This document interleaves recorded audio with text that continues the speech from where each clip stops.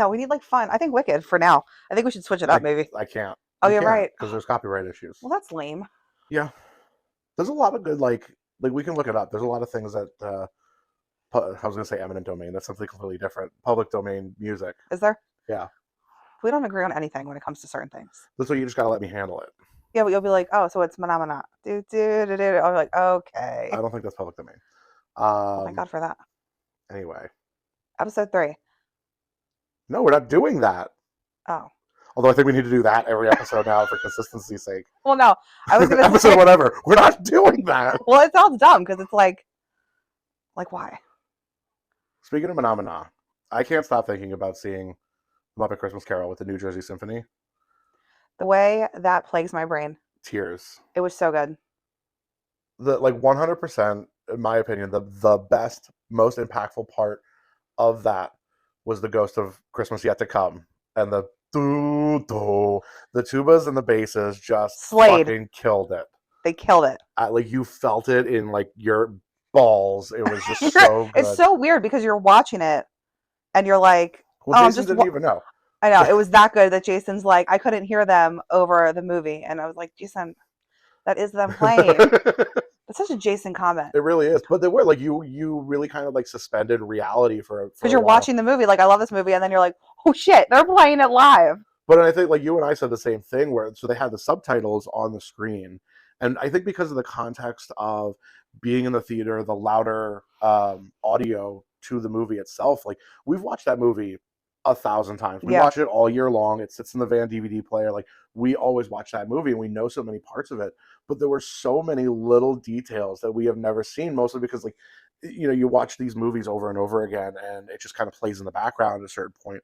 So what you want to hear. When you're sitting there really focusing on it, and then you hear people laughing, because the crowd would laugh at certain things, and you're like, oh, right, that's a funny part. It's so weird though. It was good. It was good. I mean, we won't take Addie to a movie for a long time because she couldn't handle that.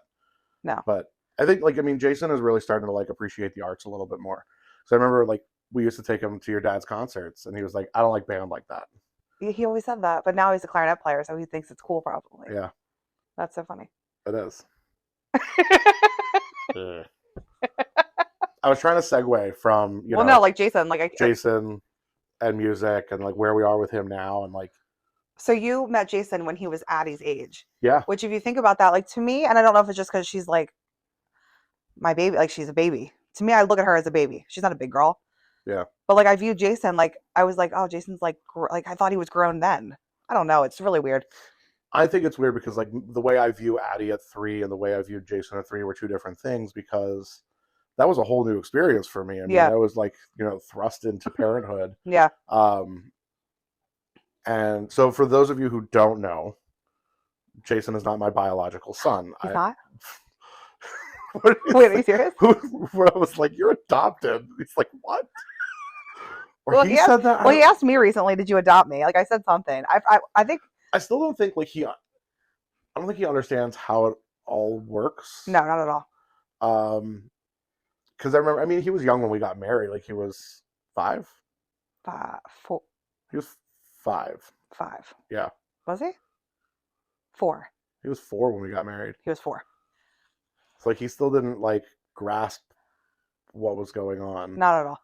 But so Jason is not biologically mine. And if you were listening on the last episode, there were the dark years where I moved to Maryland and there was Lauren hoed it up. Lauren hoed it up around Bucks County. There's a rain cloud over my soul for 5 years because you deserted me. You had 5 years to contact me. You waited that long? No, nobody feels bad for you. I contacted you a day after. Answer me. Help. That's so funny. So Lauren was hoeing it up around Bucks County. I really was. And decided to find literally the dumbest guy that she could. The weird thing is that I can't make any excuse. He's a nice guy. I don't want to I was going to say I don't want to give him too much credit, but he's one of the nicest people I've ever met. I would never to this day would not speak bad about him in that way. I never had a problem with him as a person. No, not at all. He was a good person, but he was dumber than a bag of hammers. Is it immature? He just doesn't know how to adult or something? I think there was definitely a lot of influence from his family. That was fucking dueling banjo shit going on there. It was Yeah. just very like redneck podunk. His backwoods dad was shit. like an alcoholic and he was angry, and then his mom was just like, I would say bipolar maybe and crazy, and like his sister. It was just a bad family vibe. But as we, have come to learn because of Jason's biological traits, he was also like very ADD and autistic Yeah. and all that stuff. So, Hmm. so you were with him, and we would call him Shathid. So we won't use his real name. That's shithead, right? It is shithead. when it's spelled out, it's shithead. One of my favorite moments. So, one of my favorite moments is it's so weird. I don't say his name anymore out loud because it's like, We don't have a need to talk about him really. Like we yeah, don't. It doesn't I just come say up that in guy. conversation. We Yeah. literally just say that guy, which is weird. But he was insistent on meeting Nicholas.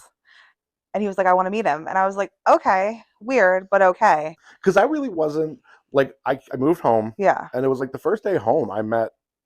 No, I hadn't even moved home yet. You hadn't moved home when you met I Jason. came so in the process, the short period of time where you and I were dating, and I wasn't living back here yet. We just like had a day with Jason. We hung out. we took Jason to Chuck E. Cheese. We spent a day there. I still had like those are. It's funny, the pictures on my phone. I don't know how it ended up being this way. Like I just got a new phone, changed my number, whatever it was. But in my Google Photos, the very first section of photos are from that day at Chuck E. Cheese. Because I remember you always telling me, Stop, I'm you're gonna like, cry. You you're took like, pictures yeah, of me because I said nobody takes pictures of me with Jason. yeah. So I have. Oh, I'm gonna cry. So there's a bunch of pictures. So we spent the day at Chuck E. Cheese, and then we went to the lake. Yep. And we hung out there. Jason had his first meltdown. Jason had a full and I was meltdown. like, yo, bro, get it together. Like, you're not putting on a good show. I questioned all of my decisions. If you've ever seen the video of Nick pushing him on the swing, I've posted it many times before. That is the first day they met. That was the very first day. I think we view him different because he was so little, and Addie just seems huge to me. Like Jason, you were pushing on that swing, looks like a 1.5-year-old. Yeah, but Like, he was so Addie's, little. Listen, Addie, she's our bottom of the pyramid. She is, in fact, your biological child. There's no question about that she is my In biological fact, I may have adopted her.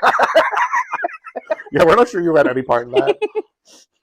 But so I came into the picture. You and Shathid had split up. He was still playing very much like, let's get back together, and it was so awkward. Yeah, he was really trying, bless his heart. And so initially, I had moved back home. I was living with my parents. You and he split time in the apartment because this apartment was under both of your guys' names. I don't think you guys had even been here a year.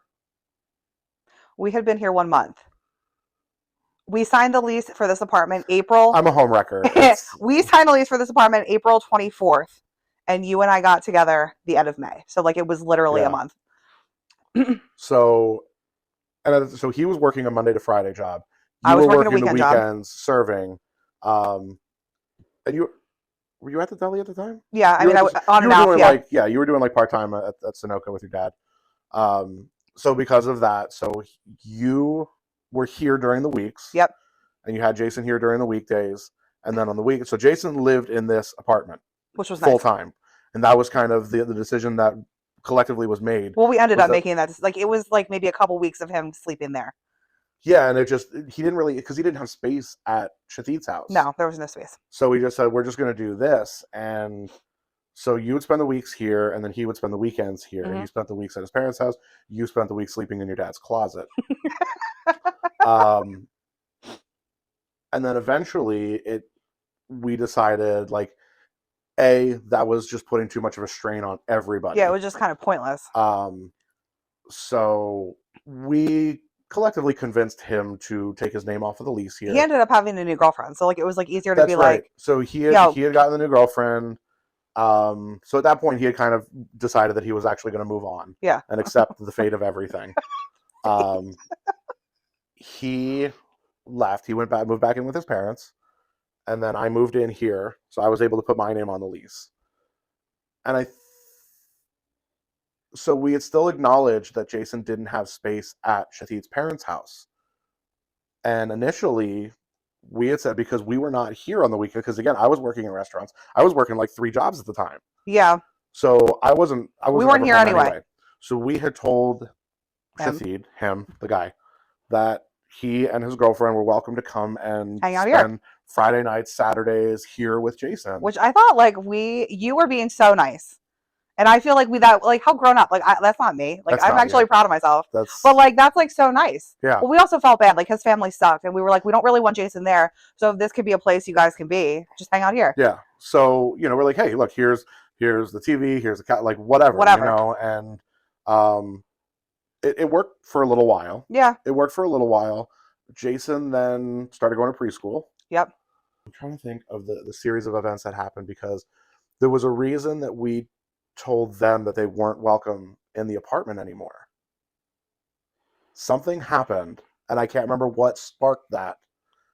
But I ended up saying they are not allowed in my apartment anymore because it was like whatever they did. The first, I mean, like I think that was around like the child support stuff. That's gonna bother me now. Because we weren't going to take him for child support or anything like that. I say we, like wasn't falling on me. It was falling on Lauren. So you chose to not take him for child support, and you're just like, hey, I'll just get money from you as I need it. That became a whole thing because he didn't understand, because I was in the picture, he didn't understand that like he still has to pay for his son. No, he was very much like, well, you guys are married, so like what? This is like, even before we got married. I know, but he was just so confused. Like he was very much like, but you have a second income now. It's like, no, but so we did take him for child support. Yeah. Because he was being stubborn about $20 for groceries. I honestly think what ended up happening, and I don't remember, but his girlfriend started to give him like a backbone to kind of just turn and be a dick to us. Yeah. But I don't remember what happened. Because I remember it involved her. It did involve her. And we were like, forget it. And the frustrating thing was, and I always said this, I was like, this does not involve me or her. Yeah. It doesn't involve us. I said, yes, this is my apartment. Yes, I agreed to let you guys be here and have this space for the sake of Jason. And you guys are treating us like crap. She did something. It really was about her. And so we're like, nope, this is off the table. And I do want to tell something really funny first. The first time that I met his girlfriend, and she told me, I never want to have kids. And that's just always a funny story. It was Halloween. It was the first impression I got of her was that she said, I don't want to have kids. I was working that year. You went without me, I think. Yeah. Him and I went trick-or-treating. Yeah. Because I was like, I wasn't a fan of that. But yeah. You and the two of them went trick-or-treating with Jason. She said, we didn't even we actually skipped right over it the first time that I met him. Oh, yeah. Because he was so insistent that I meet. And like he really pushed it. And I wasn't keen on the idea initially. I wanted things to I wanted some of the dust to settle from your breakup, us getting together. Yeah, it was like really soon. Like it was really soon. And I was like, I don't know. I hadn't even we hadn't been together long enough that you had told me enough about him for me to feel like I knew him. Yeah, but I think I kind of was just like, can you just meet him? Like, just be done with it. And I did. So, and it was, we went to pick up Jason. House. We went to pick up Jason. At his parents' house. At his parents' house. And he comes outside. He shakes your hand. Shakes my hand. And that's it. It was like, hey. Real conversationalist. And then he was like, you guys have a good week or something. And just like, bye, Jason. Like, it was literally just like that. And we drove away and I was like, that's it? That's it? He has nothing else to ask me. And I remember again, I feel like I've always been a relatively, I won't say mature person, but I've been very independent as a person. I feel like you were expecting this is Jason's dad. He's going to be like, who are you? Jason, what do you do? Something. Want to get to know me as the man who now is living with his son. Yeah. If I were in that situation, I would have so many questions. And we've known, there are people that are close to us, like Tank. I remember talking to Tank about that. Yeah. And he had similar situations, and was like, yeah, you want to get to know each other. You just want to have that sort of common ground. Yes, obviously there might be some animosity there, but you'll have to be adults about it. And I was very much willing. I had nothing against the guy. I really I wanted to have a copacetic relationship with him. Yep. But he really got off on the wrong foot, and it always sat wrong with me, and he just was always really awkward about things. So fast forward back to where we were. We had asked them that they were not allowed here anymore, so they would come and get Jason on the weekends. Mm-hmm.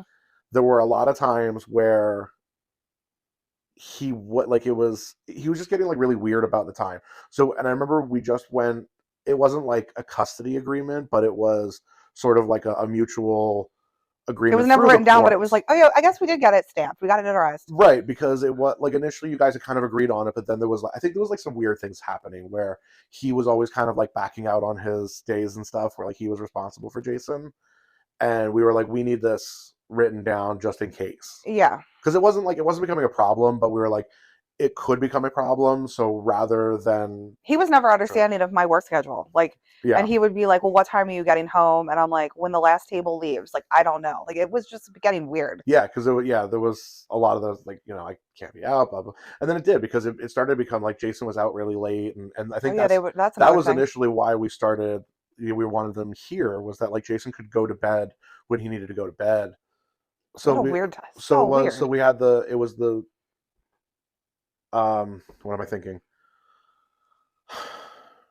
The money. What's the Child support. child support? So we got the child support on paper, and then you guys had your schedule put on paper, just to kind of hold The them to child it. support thing was so funny because All you would ever really ask for was like $20 a week, maybe $40 a week, and he got slapped with like this super high number. $570 a month was the number. I'll never forget it because it was on my birthday. Remember? Oh yeah, It was my birthday. We had to go to court. I was like, I cannot believe I got picked to do this on my birthday. on your birthday. But then I was rewarded a lot of money. I was like, I didn't feel bad because I was like, Jason deserves this. Not I deserve. Jason deserved the money, especially because he was going to school and stuff. And I remember the person was like, "This is what you owe," and then half of school. And the look on his face, he was just like dumbfounded. Yeah, because like, it was like health. It was like part of his health insurance. It was like everything. There was like the regular number and then whatever else. Yeah. The look on his face, he was just floored. Had he just given you the $20 a week, like, it would have never been a problem. But he wanted to be stingy, and I admit, you pushed me towards it, but I was happy that you did. A lot of the situations, because I knew that you were going. I'm too nice and getting taken advantage of. Really nice, yeah. And I understand that, but at the same time, there's just like a right and wrong to the situation. Yeah. So eventually, that's pretty much the thing that made it go downhill. I don't even know what the word is. Like, well, because the series of events that happened was he was getting frustrated that he had to pay the child support, and he kept trying to like get his way out of it, whatever it was. Mm-hmm. Also, because then we got married, and was like, it should change because we got married, and like, it doesn't. No. So for those of you who don't know, when you get married, it doesn't change anything, because even though Jason is my stepson at that point, it doesn't matter in the court's eyes, because he's not biologically my responsibility still, as long as his father is in the picture. Yeah. So, and it all happened. This is a weird thing, but I don't know if I agree with that. I don't think that they should be scot-free. Like, you have to pay nothing now that I got married. But I do think it's a weird concept. It's weird. Yeah. Because, like, I mean, you would have taken on any responsibility. You would have paid for whatever. And I feel like most people would if they were accepting a step-parent role. So it is weird. I get why he thought maybe. But the fact, like, for me, it was like he was so about money. It was always about money. It was always about money. But, like, it's so, I don't know. Just because I know him, or I thought I knew him, I never saw him that way. Yeah. I don't think it was out of like malice. Like, even no, though, but like I said, it goes back to like how we described him before, is just he's immaturely minded. Yeah, maybe. And again, and I mean, look at Jason now, and how Jason's mind works. Yeah. For certain things, like, all this guy could focus on was the money aspect of it. Yeah. He didn't care about anything else. All he cared about was that money was that didn't go his way. It didn't go his way. Yeah, it's very Jason-esque of him. and he couldn't grasp that idea, mm-hmm. right? So the next series of events happened really quick, and I remember, so Jason was having like a really mean streak in him.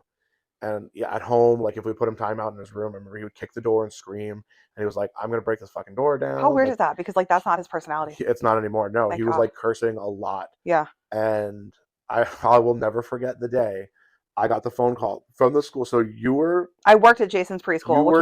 Which was real great when he was unmedicated for ADHD and having all these issues. Oh my gosh. Hadn't even gone down that road yet. And I remember we had a previous meeting at the school. Yeah. With Shahid and you and me. Yep. And we sat down with like the, I don't know, principal, dean, whatever they were there. Yeah. And a teacher, and they expressed some issues about Jason was having a lot of anger issues. And, we addressed it best that we could. We disciplined him when we needed to.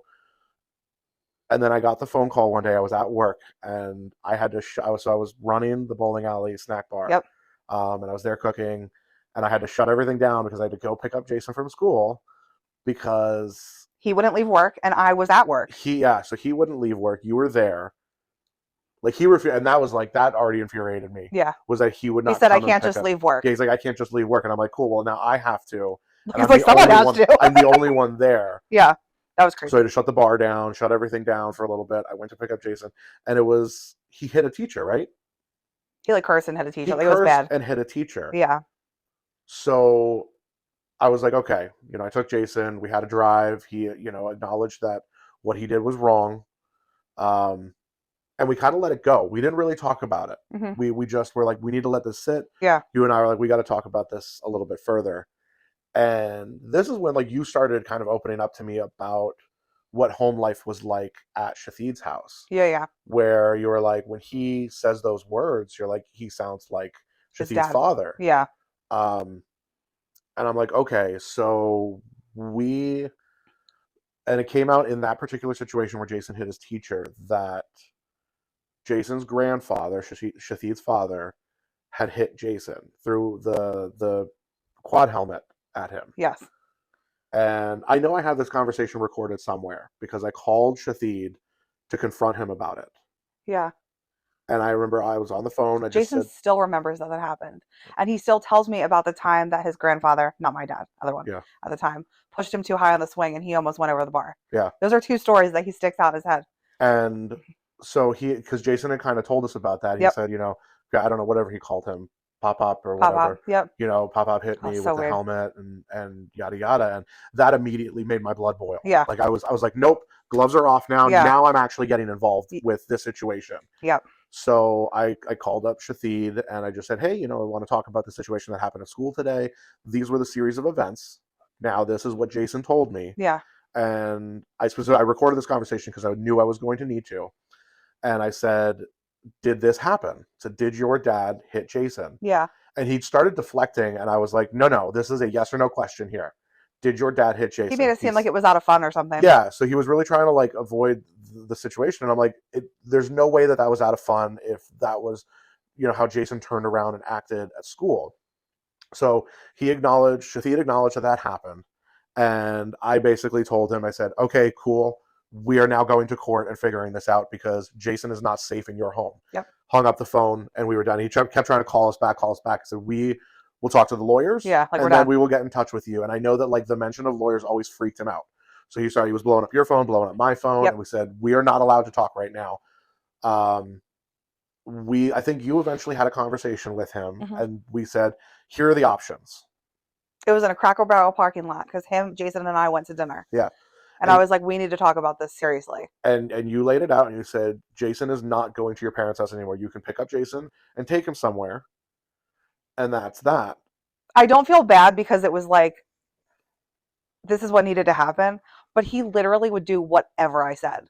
Yeah. Like he fought it and he kept going like, well, that's not happening. And I was like, well, it is. Yeah. This is what, and he was just like, okay. And because I remember he didn't want to have to go to court. He didn't want to have to go to court again because. But I think when we had that conversation, we had already decided we were going to court. Like we had this, we were doing this. You and me? Yeah. Oh, yeah. But we wanted to see where his head was at. Yeah. Because I wanted him to acknowledge that the situation was bad. I wanted him to say, you know what, you guys are right. Yeah. We need to remove Jason from the situation. So you and I, we got together. You told him, you said, Jason is not allowed around your parents anymore. And we were like, we are putting this on you. We're like, we want you to be responsible for this. Literally. Jason is not allowed to be around your parents. And if we find out that he's around your parents, then we will go to court. Yeah. And it was, 2 weeks later that we found out that he went behind our back and took Jason to their house? I forgot about that.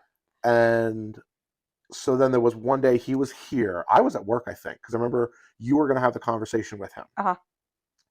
And he was still going on and on about paying child support because I think initially we had said, all right, he's not allowed around your parents. So we said, we're going to go to court and we are going to fight. I'm getting goosebumps because I'm like reliving this conversation. Yeah. It's so weird. I said, we're going to fight for, it was like supervised visits. So I said, you are not allowed to see Jason. Oh yeah. We like a court mandated supervisor at this point because we cannot trust that you are not going to take him to see your parents. Yeah. And he was deeply offended by that because he's like, I'm still paying my child support. He said, if I'm paying the child support, I should get to see my kid however I want. And we're like, no, because you directly put him in a dangerous situation. Yep. And he couldn't grasp that. And I remember, so he was here. He came here. I was at work. You basically told him, you said, you have two options. We're going to go to court and you're going to get a supervised visit. And he was like, what do I have to do to not pay child support? He said, you have to sign over your rights as his parent. And you don't have to pay child support anymore, but you are no longer responsible for him in this scenario. Yeah, but I said that jokingly. I said to him, I was like, I remember like him saying to me, well, what do I have to do to not pay? Like he literally reverted back to that again. And I like jokingly was like, you would have to sign over your rights. And I said, like, Nick would have to adopt him. Like, you can't just sign over your rights to your kid. Right. And he was like, well, would Nick ever do that? And I was like, I remember you telling me, like, laughing. Like, I was like, up, he did. He was like, wait, would he? And I was like, what? Like, I couldn't, like, I just like blacked out. Because and he literally like equated Jason to a paycheck. Yeah. And I think you texted me or called me, whatever it was, you told me about the situation. And I admit, I will 100% admit that selfishly, I wanted that to happen way sooner than it did, because I always felt that eventually it was going to go in that direction. I didn't think it was going to go in that direction as fast as it did. I feel like you always said that to me, but like it made me sad. Not sad that like this would be the outcome. I totally understand. But it's still sad. I never wanted, from day one, I never wanted to come between Jason and his father. Ever, yeah. Period. I don't care about the grandparents, but I never wanted to come between Jason and his father, and I was very adamant about that until his father put him in dangerous situations. Yeah. And that's where I felt I had to get involved. Yep. So you presented this option, and he was like, bet, let's do this. I know, he basically did that. And I had never seen him more into it. Oh, because even remember, like, he would refuse to do anything to save himself some money. Remember you sent him the paperwork to get like discounted on the childcare on the preschool, but it was like that big packet, and he wouldn't do it. And he wouldn't. I was like, if you just fill this out because of your income, you'd be like, this would be free for him to go to school. Yeah, it would have saved him like $200 a month in the child support. We tried to do so much. We really tried to help him. Like, we really wanted the co-parenting situation to work. Like, I wanted that. You know, I'd swear up and down, like I always said, I was like, I'm not here to replace Jason's father. Like, that's not my intentions. That's, you know, Jason's father is Jason's father, and I want him to be in Jason's life as much as he can. Yeah. And it turned out I wanted him to be in Jason's life as much as he wanted to be, and it turned out he didn't want to be, unfortunately. Well, I got to I'll never forget this day as long as I live. So we had that conversation where he had breached the idea of you would ever adopt him. Right. But we still had court to go to. Like, we officially were going to court. And oh my God, yeah. We were going to court because we were going to get written on paper that I was going to be the sole physical and legal guardian of Jason, meaning I got to make all the decisions. This is what we went to court for. It wasn't even for adoption related anything. It was us going to court because I wanted to get this on paper. Yeah. And I remember first of all, I walked in and I saw him there with a lawyer, and I called you crying, panicking. Scream crying from the bathroom, because the last I heard on my couch was that he was like, I'll sign over my rights. Yeah. And then I see him, his mom, who hated me and I did not like her, with a lawyer. And I'm like, oh my God, I'm about to lose Jason. He was like really sad. I wish you were there. I wish I had someone there. Yeah, I remember I'm sure I was working. I was always working. It was so scary because I was so much back then. I remember calling me freaking out. I can't describe that feeling unless you've ever gone to court for your kids. Like, you just like, you know nothing, you're doing nothing wrong, but you're like, something bad is about to happen. Yeah. I was grateful his mom couldn't go in though. Only his lawyer could go in. Right. And I just was like shaking because I'm like, why does he have a lawyer? And I remember sitting down and they looked at me and they were like, why are we here today? And I was like, I'm here to file for full physical and legal custody of Jason, and here are my reasons. And his lawyer basically like put her hand out and said, I'm going to stop you right now. Nobody likes a tease, so make sure you guys come back and check out part 2.